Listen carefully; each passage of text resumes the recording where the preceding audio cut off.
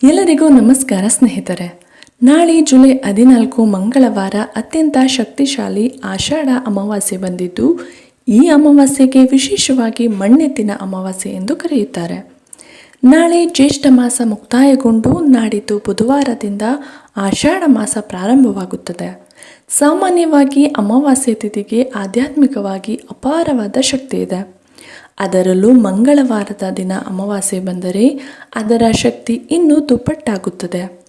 ಆದ್ದರಿಂದ ನಿಮ್ಮ ಮನೆಗೆ ಹಿಡಿದಿರುವ ಅಷ್ಟದರಿದ್ರಗಳು ನಿವಾರಣೆಯಾಗಿ ನಿಮ್ಮ ಇಡೀ ಕುಟುಂಬಕ್ಕೆ ರಾಜಯೋಗ ಬರಬೇಕಾದರೆ ಈ ಅಮಾವಾಸ್ಯೆಯ ದಿನದಂದು ಕೆಲವು ಸಣ್ಣ ಸಣ್ಣ ಪರಿಹಾರಗಳನ್ನು ಮಾಡಿ ನೋಡಿ.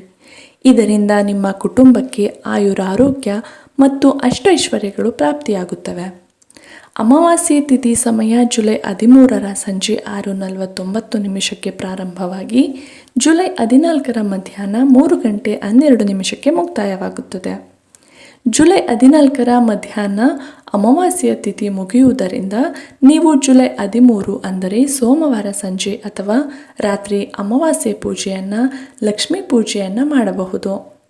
ಇನ್ನು ಮಂಗಳವಾರ ಅಮಾವಾಸ್ಯೆ ಪೂಜೆ ಮತ್ತು ಲಕ್ಷ್ಮೀ ಪೂಜೆ ಅಥವಾ ಲಕ್ಷ್ಮೀ ಆರಾಧನೆ ಮಾಡುವವರು ಮಧ್ಯಾಹ್ನ ತಿಥಿ ಮುಕ್ತಾಯ ಆಗುವುದರ ಒಳಗೆ ಮಾಡಬೇಕು. ಆಗ ಅಮಾವಾಸ್ಯೆ ಸಂಜೆ ಲಕ್ಷ್ಮೀ ಪೂಜೆಯನ್ನು ಮಾಡಬಹುದು. ಹಾಗೂ ಅತ್ಯಂತ ಶಕ್ತಿಶಾಲಿ ಆಗಿರುವ ಆಷಾಢ ಅಮಾವಾಸ್ಯೆಯ ಪೂಜೆಯ ಸಂಪೂರ್ಣ ಫಲವು ಲಭಿಸುತ್ತದೆ. ವಿಶೇಷವಾಗಿ ಈ ಅಮಾವಾಸ್ಯೆಯ ದಿನ ಗ್ರಾಮೀಣ ಭಾಗಗಳಲ್ಲಿ ಅತ್ಯಂತ ಮಹತ್ವದ ಹಬ್ಬವಾಗಿದ್ದು, ರೈತಾಪಿ ವರ್ಗಕ್ಕೆ ಮತ್ತು ಕೃಷಿಗೆ ಆಧಾರವಾಗಿರುವ ಎತ್ತುಗಳನ್ನು ದೇವರೆಂದು ಭಾವಿಸಿ ಪೂಜಿಸುವ ಸುಂದರ ದಿನವಿದು. ಇನ್ನು ಕೆಲವು ಕಡೆ ಮಣ್ಣಿನಿಂದ ಎತ್ತುಗಳನ್ನು ತಯಾರಿಸಿ ಪೂಜಿಸುವ ಸಂಪ್ರದಾಯವೂ ಇದೆ. ಜ್ಯೋತಿಷ್ಯ ಶಾಸ್ತ್ರದ ಪ್ರಕಾರ ಈ ದಿನ ಕೆಲವು ವಿಶೇಷ ಪರಿಹಾರಗಳನ್ನು ಮಾಡುವುದರಿಂದ ಲಕ್ಷ್ಮೀ ದೇವಿಯ ಅನುಗ್ರಹ ದೊರೆತು ಮನೆಯಲ್ಲಿ ಧನ ಧಾನ್ಯ ವೃದ್ಧಿಯಾಗುತ್ತದೆ. ಅಮಾವಾಸ್ಯೆಯ ದಿನ ಭೂಮಿಯ ಮೇಲೆ ದುಷ್ಟ ಶಕ್ತಿಗಳ ಪ್ರಭಾವ ಮತ್ತು ನಕಾರಾತ್ಮಕ ಶಕ್ತಿ ಹೆಚ್ಚಾಗಿರುತ್ತದೆ. ಆದ್ದರಿಂದ ಈ ದಿನ ಪ್ರತಿಯೊಬ್ಬರೂ ತಮ್ಮ ಮನೆಗಳನ್ನು ತಪ್ಪದೇ ಸ್ವಚ್ಛಗೊಳಿಸಬೇಕು.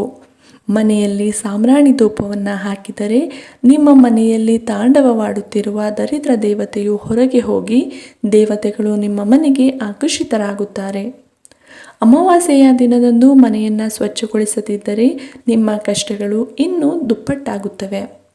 ಹಾಗೆಯೇ ಅಮಾವಾಸ್ಯೆಯ ದಿನದಂದು ಪ್ರತಿಯೊಬ್ಬರೂ ತಪ್ಪದೇ ತಲೆ ಸ್ನಾನ ಮಾಡಬೇಕು. ಸ್ನಾನ ಮಾಡುವ ನೀರಿಗೆ ಕಲ್ಲುಪ್ಪು ಮತ್ತು ಗಂಗಾಜಲವನ್ನು ಸೇರಿಸಿ ಸ್ನಾನ ಮಾಡಿದರೆ ಶ್ರೇಷ್ಠ. ಅಮಾವಾಸ್ಯೆಯೊಂದಿಗೆ ಕೂಡಿ ಬಂದಿರುವ ಈ ಮಂಗಳವಾರದಂದು ಮನೆಯಲ್ಲಿ ಅಮ್ಮನವರನ್ನು ಪೂಜಿಸುವುದು ಅತ್ಯಂತ ಶ್ರೇಷ್ಠ. ದೇವರ ಮನೆಯಲ್ಲಿ ದೀಪವನ್ನು ಬೆಳಗಿಸಿ ಮನಸ್ಫೂರ್ತಿಯಾಗಿ ನಮಸ್ಕಾರ ಮಾಡಿ, ಅತಿಯಾದ ಸಾಲದ ಬಾಧೆ ಇರುವವರು ಅಥವಾ ಜಾತಕದಲ್ಲಿ ಕುಜ ದೋಷ ಇರುವವರು ಈ ಮಂಗಳವಾರದಂದು ದೇವಸ್ಥಾನದ ಬಳಿ ಇರುವ ಬಡವರಿಗೆ ಕೆಂಪು ತೊಗರಿಬೇಳೆಯನ್ನು ದಾನ ಮಾಡಿ. ಹೀಗೆ ಮಾಡುವುದರಿಂದ ನಿಮ್ಮ ಬಾಕಿ ಉಳಿದಿರುವ ಹಳೆಯ ಸಾಲದ ಹಣ ತಕ್ಷಣವೇ ವಸೂಲಾಗುತ್ತದೆ ಅಥವಾ ಸಾಲದ ಬಾಧೆ ನಿವಾರಣೆಯಾಗುತ್ತದೆ. ಹಾಗೆಯೇ ನಿಮ್ಮ ಜಾತಕದಲ್ಲಿರುವ ಕುಜದೋಷದ ಪ್ರಭಾವವು ಸಂಪೂರ್ಣವಾಗಿ ನಾಶವಾಗುತ್ತದೆ. ಸಾಮಾನ್ಯವಾಗಿ ಪ್ರತಿ ಮಂಗಳವಾರದಂದು ಮನೆಯ ಹೊಸ್ತಿಲಿಗೆ ಅರಿಶಿನ ಹಚ್ಚಿ ಕುಂಕುಮದ ಬೊಟ್ಟು ಇಡುವುದು ತುಂಬ ಒಳ್ಳೆಯದು. ಆದರೆ ಅಮಾವಾಸ್ಯೆಯೊಂದಿಗೆ ಕೂಡಿ ಬಂದಿರುವ ಈ ವಿಶೇಷ ಮಂಗಳವಾರದಂದು ಹೊಸ್ತಿಲಿಗೆ ಅರಿಶಿನ ಹಚ್ಚಿ ಕುಂಕುಮದ ಬೊಟ್ಟು ಇಟ್ಟರೆ ಆ ದುರ್ಗಾದೇವಿಯ ಕೃಪಾ ಕಟಾಕ್ಷ ನಿಮ್ಮ ಕುಟುಂಬದ ಮೇಲೆ ಸದಾ ಇರುತ್ತದೆ. ಅಮಾವಾಸ್ಯೆಯ ದಿನದಂದು ನಿಂಬೆಹಣ್ಣಿನಿಂದ ನಿಮ್ಮ ಮನೆಗೆ ಇರುವ ದೃಷ್ಟಿಯನ್ನು ತೆಗೆದುಹಾಕಿ. ಹಾಗೆಯೇ ವ್ಯವಹಾರ ಮಾಡುವವರು ಸಹ ನಿಮ್ಮ ವ್ಯಾಪಾರದ ಅಂಗಡಿಗೆ ನಿಂಬೆಹಣ್ಣಿನಿಂದ ದೃಷ್ಟಿದೋಷವನ್ನು ನಿವಾರಿಸಿಕೊಳ್ಳಿ. ಮನೆಯ ಮುಂದೆ ಬೂದುಗುಂಬಳಕಾಯಿ ಇದ್ದರೆ ಮನೆಗೆ ತುಂಬ ಒಳ್ಳೆಯದು. ವಿಶೇಷವಾಗಿ ಅಮಾವಾಸ್ಯೆಯ ದಿನದಂದು ಮನೆಗೆ ಹೊಸ ಕುಂಬಳಕಾಯಿಯನ್ನು ಕಟ್ಟಿದರೆ ಇನ್ನೂ ಅದ್ಭುತವಾದ ಫಲಿತಾಂಶಗಳು ಸಿಗುತ್ತವೆ. ಮಂಗಳವಾರ ಅಮ್ಮನವರ ಶಕ್ತಿ ಭೂಮಿಯ ಮೇಲೆ ಅತ್ಯಂತ ಹೆಚ್ಚಾಗಿರುತ್ತದೆ. ಅಮಾವಾಸ್ಯೆಯೊಂದಿಗೆ ಕೂಡಿ ಬಂದಿರುವ ಈ ಮಂಗಳವಾರ ಮನೆಯ ಮುಖ್ಯ ದ್ವಾರಕ್ಕೆ ಬೂದುಗುಂಬಳಕಾಯಿಯನ್ನು ಕಟ್ಟಿದರೆ ನಿಮ್ಮ ಮನೆಗೆ ಇರುವ ನರದೃಷ್ಟಿ, ಆರ್ಥಿಕ ಸಂಕಷ್ಟಗಳು ಮತ್ತು ಸಾಲದ ಬಾಧೆಗಳೆಲ್ಲವೂ ದೂರವಾಗಿ ಲಕ್ಷ್ಮೀ ಕಟಾಕ್ಷ ಉಂಟಾಗುತ್ತದೆ. ಹಾಗೆಯೇ ಕುಂಬಳಕಾಯಿ ಕಟ್ಟಲು ಸಾಧ್ಯವಾಗದವರು ನಿಮ್ಮ ಮನೆಯ ಮುಖ್ಯ ದ್ವಾರಕ್ಕೆ ಆಲೋವೆರಾ ಗಿಡ ಅಥವಾ ದೇವರ ಮನೆಯಲ್ಲಿ ನಿಂಬೆಹಣ್ಣನ್ನು ಇಟ್ಟು ಅದಕ್ಕೆ ಅರಿಶಿನ ಕುಂಕುಮ ಹಚ್ಚಿ ಪೂಜಿಸಿ. ಕೆಂಪು ಬಟ್ಟೆಯಲ್ಲಿ ಕಟ್ಟಿ ಇದನ್ನು ಸಹ ಮನೆಯ ಬಾಗಿಲಿಗೆ ಕಟ್ಟಬಹುದು. ಇಲ್ಲವೆಂದರೆ ಕೆಂಪು ಬಟ್ಟೆಯಲ್ಲಿ ಸ್ವಲ್ಪ ಕಲ್ಲುಪ್ಪನ್ನು ಸೇರಿಸಿಯೂ ಕಟ್ಟಬಹುದು. ಇವುಗಳಲ್ಲಿ ನಿಮ್ಮ ಅನುಕೂಲಕ್ಕೆ ತಕ್ಕಂತೆ ಯಾವುದಾದರೂ ಒಂದನ್ನು ಮನೆಯ ಬಾಗಿಲಿಗೆ ತಪ್ಪದೇ ಕಟ್ಟಿ. ಈ ಅಮಾವಾಸ್ಯೆಯ ದಿನ ಮುಂಜಾನೆಯೇ ಬೇರು ಸಹಿತ ಇರುವ ಒಂದು ಸಣ್ಣ ಆಲೋವೆರಾ ಗಿಡವನ್ನು ತರಬೇಕು. ಅದಕ್ಕೆ ಅರಿಶಿನ ಕುಂಕುಮದ ಬೊಟ್ಟನ್ನು ಇಟ್ಟು ಮನೆಯ ಮುಖ್ಯ ದ್ವಾರಕ್ಕೆ ತೂಗು ಹಾಕಿ. ಇದರಿಂದ ನಿಮ್ಮ ಮನೆಗೆ ತಗುಲಿರುವ ನರದೃಷ್ಟಿ ಸಂಪೂರ್ಣವಾಗಿ ನಿವಾರಣೆಯಾಗಿ ನಿಮ್ಮ ಕುಟುಂಬದಲ್ಲಿ ಸುಖ ಸಂತೋಷಗಳು ಹೆಚ್ಚಾಗುತ್ತವೆ. ಉಪ್ಪು ಸಾಕ್ಷಾತ್ ಲಕ್ಷ್ಮೀ ದೇವಿಯ ಸ್ವರೂಪವೆಂದು ಹೇಳುತ್ತಾರೆ. ಹಾಗಾಗಿ ಒಂದು ಕೆಂಪು ಬಟ್ಟೆಯಲ್ಲಿ ಕಲ್ಲು ಉಪ್ಪನ್ನು ಸೇರಿಸಿ ಮೂಟೆ ಕಟ್ಟಿ ಮನೆಯ ಮುಖ್ಯ ದ್ವಾರಕ್ಕೆ ಕಟ್ಟಬೇಕು. ಹೀಗೆ ಮಾಡುವುದರಿಂದ ನಿಮ್ಮ ಮನೆಯಲ್ಲಿರುವ ಆರ್ಥಿಕ ಇಕ್ಕಟ್ಟುಗಳು ಕ್ಷಣ ಮಾತ್ರದಲ್ಲಿ ತೊಲಗಿ ಅಖಂಡ ಧನಾಕರ್ಷಣೆ ಆಗುತ್ತದೆ. ಇದರೊಂದಿಗೆ ಮನೆಯಲ್ಲಿ ಆಗುವ ಅನಗತ್ಯ ವೆಚ್ಚಗಳು ಸಹ ಗಣನೀಯವಾಗಿ ಕಡಿಮೆಯಾಗುತ್ತದೆ. ಸಣ್ಣ ಮಕ್ಕಳಿಗೆ ದೃಷ್ಟಿದೋಷ ಎಂಬುದು ತುಂಬ ಬೇಗನೆ ಆಗುತ್ತದೆ.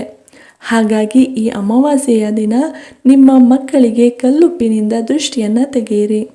ಪಚ್ಚ ಕರ್ಪೂರವು ಹಣವನ್ನು ಅಪಾರವಾಗಿ ಆಕರ್ಷಿಸುತ್ತದೆ. ನಿಮ್ಮ ಬೀರು ಅಥವಾ ಹಣ ಇಡುವ ಲಾಕರ್ನಲ್ಲಿ 3 ಪಚ್ಚ ಕರ್ಪೂರದ ಬಿಲ್ಲೆಗಳನ್ನು ಇಟ್ಟುಕೊಳ್ಳಿ. ಈ ಅಮಾವಾಸ್ಯೆಯ ದಿನದಂದು ಪ್ರತಿಯೊಬ್ಬರೂ ಕೆಂಪು ಅಥವಾ ಹಳದಿ ಬಣ್ಣದ ವಸ್ತ್ರಗಳನ್ನು ಧರಿಸಿದರೆ ಶ್ರೇಷ್ಠ. ಆದರೆ ಎಂತಹ ಪರಿಸ್ಥಿತಿಯಲ್ಲೂ ಈ ದಿನ ಕಪ್ಪು ಬಣ್ಣದ ವಸ್ತ್ರಗಳನ್ನು ಮಾತ್ರ ಧರಿಸಬಾರದು. ಅಮಾವಾಸ್ಯೆಯ ದಿನದಂದು ಯಾವುದೇ ಹೊಸ ಕೆಲಸಗಳನ್ನು ಸಹ ಪ್ರಾರಂಭಿಸಬಾರದು.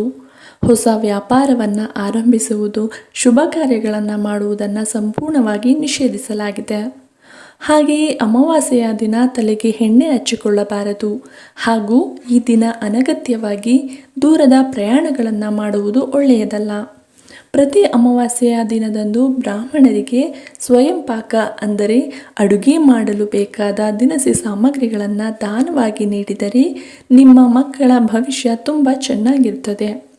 ಅಕ್ಕಿ, ಬೇಳೆಕಾಳು, ತರಕಾರಿ ಇವೆಲ್ಲವನ್ನು ಒಂದು ಎಲೆಯಲ್ಲಿ ಕಟ್ಟಿ ಬ್ರಾಹ್ಮಣರಿಗೆ ದಾನವನ್ನು ಮಾಡಿ. ಈ ಆಷಾಢ ಅಮಾವಾಸ್ಯೆಯ ದಿನದಂದು ಲಕ್ಷ್ಮೀ ದೇವಿಯನ್ನು ನಿಮ್ಮ ಮನೆಗೆ ಆಹ್ವಾನಿಸಬೇಕೆಂದರೆ ಸಂಜೆ 6 ಗಂಟೆಯ ನಂತರ ಅಥವಾ ನಾಳೆ ಬೆಳಗ್ಗೆ ಸ್ನಾನ ಮಾಡಿದ ನಂತರ ನಿಮ್ಮ ಮನೆಯ ಮುಖ್ಯ ದ್ವಾರದ ಮುಂದೆ ಎಳ್ಳಿನ ಎಣ್ಣೆಯಿಂದ 2 ದೀಪಗಳನ್ನು ಬೆಳಗಿಸಿ. ಆಗ ನಿಮ್ಮ ಮನೆಗೆ ಅಷ್ಟಲಕ್ಷ್ಮಿಯರು ಪ್ರವೇಶಿಸುತ್ತಾರೆ. ಇದರಿಂದ ನಿಮ್ಮ ಕುಟುಂಬಕ್ಕೆ ಸಿರಿ ಸಂಪತ್ತು ಪ್ರಾಪ್ತಿಯಾಗುತ್ತದೆ. ಅದೇ ರೀತಿ ಈ ಆಷಾಢ ಅಮಾವಾಸ್ಯೆಯಂದು ನಿಮ್ಮ ಬೀರು ಬಾಗಿಲುಗಳನ್ನು ಸ್ವಚ್ಛಗೊಳಿಸಿ ಬೀರುವಿನ ಮೇಲೆ ಅರಿಶಿಣದ ಲೇಪನದಿಂದ ಸ್ವಸ್ತಿಕ್ ಚಿಹ್ನೆಯನ್ನು ಹಾಕಿ. ನಿಮ್ಮ ಬೀರುವಿನಲ್ಲಿ ಒಂದು ಕೆಂಪು ವಸ್ತ್ರವನ್ನು ಇಟ್ಟುಕೊಳ್ಳಿ.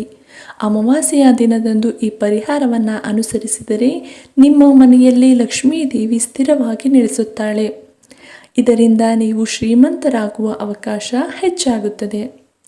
ನಿಮ್ಮ ಜೀವನದಲ್ಲಿ ಶೀಘ್ರವಾಗಿ ಶ್ರೀಮಂತರಾಗಬೇಕಾದರೆ ಈ ಅಮಾವಾಸ್ಯೆಯ ನಡುರಾತ್ರಿಯ ಮುನ್ನ ದೇವರ ಮನೆಯಲ್ಲಿ ಕುಳಿತು ಓಂ ಲಕ್ಷ್ಮೀ ದೇವಿಯೇ ನಮಃ ಎಂಬ ಮಂತ್ರವನ್ನು 108 ಬಾರಿ ಜಪಿಸಿ. ಹೀಗೆ ಮಾಡುವುದರಿಂದ ನಿಮಗೆ ವಿಪರೀತ ಧನಲಾಭ ಸಿದ್ಧಿಸುತ್ತದೆ. ಇನ್ನು ನಮ್ಮಲ್ಲಿ ಧಾತು ದೋಷ ಅಥವಾ ದೃಷ್ಟಿದೋಷ ತಗುಲಬಾರದೆಂದು ಕಾಲಿಗೆ ಕಪ್ಪು ದಾರವನ್ನು ಕಟ್ಟಿಕೊಳ್ಳುತ್ತಾರೆ. ಆದರೆ ಅಮಾವಾಸ್ಯೆಯ ದಿನದಂದು ಕಪ್ಪು ದಾರವನ್ನು ಕಟ್ಟಿಕೊಂಡರೆ ಅದಕ್ಕೆ ಇನ್ನೂ ಹೆಚ್ಚಿನ ಫಲಿತಾಂಶ ಸಿಗುತ್ತದೆ.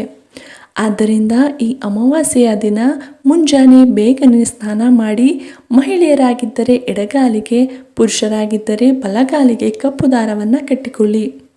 ಒಂದು ವೇಳೆ ನಿಮ್ಮ ಮನೆಯಲ್ಲಿ ಸಣ್ಣ ಮಕ್ಕಳಿದ್ದರೆ ನಿಮ್ಮ ಮಕ್ಕಳಿಗೆ ಕಪ್ಪು ದಾರವನ್ನು ಸೊಂಟಕ್ಕೆ ಕಟ್ಟಿ. ಇದರಿಂದ ಅವರಿಗೆ ಇರುವ ಆರೋಗ್ಯ ಸಮಸ್ಯೆಗಳು ಮತ್ತು ದೃಷ್ಟಿದೋಷದ ಪ್ರಭಾವದಿಂದ ಸಂಪೂರ್ಣ ಮುಕ್ತಿ ಸಿಗುತ್ತದೆ. ಅಮಾವಾಸ್ಯೆಯ ದಿನದಂದು ತುಳಸಿ ಎಲೆಗಳನ್ನು ಕೀಳಬಾರದು. ಅಲ್ಲದೆ ಅಕ್ಕಿ, ಗೋಧಿ ಮತ್ತು ಬೇಳೆಕಾಳುಗಳಂತಹ ನಿತ್ಯ ಉಪಯೋಗಿಸುವ ವಸ್ತುಗಳನ್ನು ಸಹ ಅಮಾವಾಸ್ಯೆಯ ದಿನ ಹೊಸದಾಗಿ ಖರೀದಿಸಬಾರದು. ಅಮಾವಾಸ್ಯೆಯ ದಿನ ಮಾಂಸಾಹಾರ, ಈರುಳ್ಳಿ ಮತ್ತು ಬೆಳ್ಳುಳ್ಳಿಯಂತಹ ತಾಮಸಿಕ ಆಹಾರಗಳನ್ನು ಸೇವಿಸಬಾರದು. ಹಾಗೆಯೇ ಈ ದಿನ ಕೂದಲು, ಉಗುರು ಕತ್ತರಿಸುವಂತಹ ಕೆಲಸಗಳನ್ನು ಕೂಡ ಮಾಡಬಾರದು. ಈ ದಿನದಂದು ಹೊಸ ವಸ್ತ್ರಗಳನ್ನು ಧರಿಸಬಾರದು. ಅಮಾವಾಸ್ಯೆ ತಿಥಿ ಎಂದರೆ ಲಕ್ಷ್ಮೀ ದೇವಿಗೆ ಅತ್ಯಂತ ಪ್ರಿಯವಾದ ದಿನ. ಆದ್ದರಿಂದ ಈ ಅಮಾವಾಸ್ಯೆಯ ಸಾಯಂಕಾಲದ ಸಮಯದಲ್ಲಿ ಲಕ್ಷ್ಮೀ ದೇವಿಯ ಮುಂದೆ ಹಸುವಿನ ತುಪ್ಪದಿಂದ ದೀಪವನ್ನು ಬೆಳಗಿಸಿ ಪೂಜೆ ಮಾಡಿದರೆ ಲಕ್ಷ್ಮೀ ದೇವಿಯ ಆಶೀರ್ವಾದ ತಕ್ಷಣವೇ ಲಭಿಸುತ್ತದೆ. ಹಾಗೆಯೇ ಈ ಅಮಾವಾಸ್ಯೆಯ ದಿನದಂದು ಅರಳಿ ಮರವನ್ನು ಪೂಜಿಸಿದರೆ ತುಂಬ ಒಳ್ಳೆಯದು. ಅರಳಿ ಮರಕ್ಕೆ ಪ್ರದಕ್ಷಿಣೆ ಹಾಕುವುದು, ಅರಳಿ ಮರದ ಕೆಳಗೆ ದೀಪವನ್ನು ಬೆಳಗಿಸುವುದು ಜಾತಕದಲ್ಲಿರುವ ದೋಷಗಳೆಲ್ಲವೂ ತಕ್ಷಣವೇ ನಿವಾರಣೆಯಾಗುತ್ತದೆ. ಅಮಾವಾಸ್ಯೆಯ ದಿನ ತುಳಸಿ ಕಟ್ಟೆಯನ್ನು ಪೂಜಿಸಿದರೂ ಸಹ ತುಂಬ ಶ್ರೇಷ್ಠ. ತುಳಸಿ ಕಟ್ಟೆಯಲ್ಲಿ ತುಪ್ಪದ ದೀಪವನ್ನು ಹಚ್ಚಿ ತುಳಸಿ ಮಾತೆಗೆ ಪ್ರದಕ್ಷಿಣೆಯನ್ನು ಹಾಕಿದರೆ ಐಶ್ವರ್ಯ ಪ್ರಾಪ್ತಿಯಾಗುತ್ತದೆ. ಈ ಅಮಾವಾಸ್ಯೆಯ ದಿನದಂದು ನಿಮ್ಮ ಮನೆಯಲ್ಲಿರುವ ಹಾಲು, ಮೊಸರು ಮತ್ತು ಉಪ್ಪನ್ನು ಯಾರಿಗೂ ಸಹ ದಾನವಾಗಿ ಕೊಡಬಾರದು. ಇದರಿಂದ ನಿಮ್ಮ ಮನೆಯ ಐಶ್ವರ್ಯ ಮತ್ತು ಲಕ್ಷ್ಮೀ ಕೃಪೆ ನಾಶವಾಗುತ್ತದೆ. ವಿವಾಹಿತ ಮಹಿಳೆಯರು ಈ ಅಮಾವಾಸ್ಯೆಯ ದಿನದಂದು ಉಪವಾಸ ವ್ರತ ಆಚರಿಸಿದರೆ ತುಂಬ ಒಳ್ಳೆಯದು. ಇದರಿಂದ ನಿಮ್ಮ ಪತಿಗೆ ಆಯುರಾರೋಗ್ಯ ಮತ್ತು ದೀರ್ಘಾಯುಷ್ಯ ಲಭಿಸುತ್ತದೆ. ನಿಮ್ಮ ಮನೆಯಲ್ಲಿ ಪದೇ ಪದೇ ಜಗಳಗಳು ಅಥವಾ ಸಮಸ್ಯೆಗಳು ಉಂಟಾಗುತ್ತಿದ್ದರೆ ಈ ಅಮಾವಾಸ್ಯೆಯ ದಿನ ಕೆಂಡದ ಮೇಲೆ ಅಥವಾ ಸಾಂಬ್ರಾಣಿಯ ಮೇಲೆ ಕೆಲವು ಲವಂಗಗಳನ್ನು ಹಾಕಿ ಇಡಿ. ಮನೆಗೆ ಧೂಪವನ್ನು ತೋರಿಸಿ. ಹೀಗೆ ಮಾಡುವುದರಿಂದ ನಿಮ್ಮ ಕೌಟುಂಬಿಕ ಸಮಸ್ಯೆಗಳೆಲ್ಲವೂ ತಕ್ಷಣವೇ ಬಗೆಹರಿಯುತ್ತದೆ. ಸಾಮಾನ್ಯವಾಗಿ ಪ್ರತಿ ಮಂಗಳವಾರ ರಾಹುಕಾಲದ ಸಮಯದಲ್ಲಿ ನಿಂಬೆಹಣ್ಣಿನ ದೀಪಗಳನ್ನು ಬೆಳಗಿಸಿದರೆ ತುಂಬ ಒಳ್ಳೆಯದು.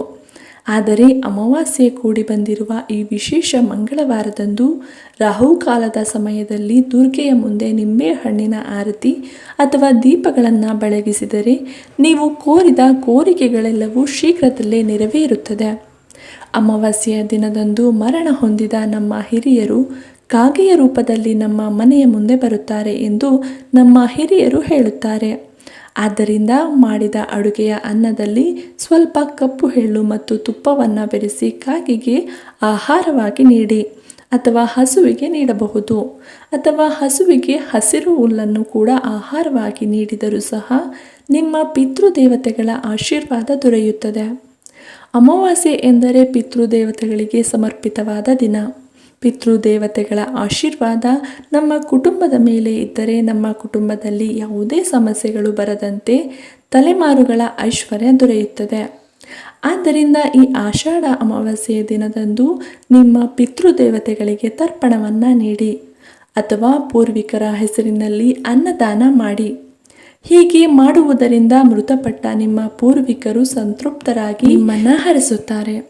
ಈ ಅಮಾವಾಸ್ಯೆಯ ದಿನದಂದು ಈ ಎಲ್ಲ ನಿಯಮಗಳನ್ನು ಪರಿಹಾರಗಳನ್ನು ಪಾಲಿಸಿ ಅಷ್ಟೈಶ್ವರ್ಯಗಳನ್ನು ಪಡೆದುಕೊಳ್ಳಿ.